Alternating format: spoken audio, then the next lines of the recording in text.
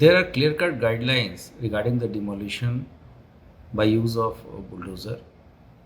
It has to be done only after uh, completing all legal formalities in illegal encroachment or illegal construction on any government land.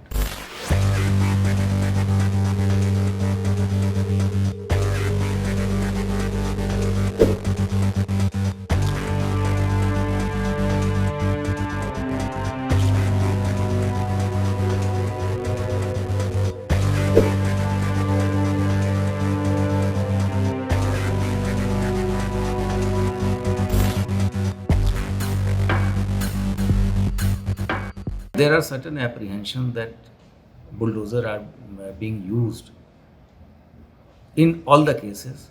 That is why it is being reiterated by the government that in no case the misuse of bulldozer will be tolerated, and it has been made clear to all our field formation that wherever either the police is using it or by some or police is providing security in certain demolition, they should ensure that all the legal formalities are being completed and it is a fit case for demolition.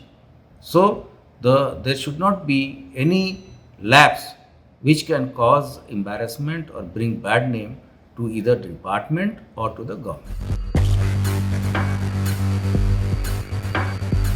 In legal thing, there is nothing called posturing. Yeah. It cannot be tolerated. We cannot allow such things to happen. Only the fit cases for demolition after completion of all legal formalities is to be done. The local development authority or urban local bodies have to take a call how to go about it. Suppose somebody is living there for quite some time and they don't have any alternate accommodation, and nobody can be rendered homeless in such heat and such summer. So they have to take look at things in a very holistic way, and they should consult their government department and make some proper arrangement.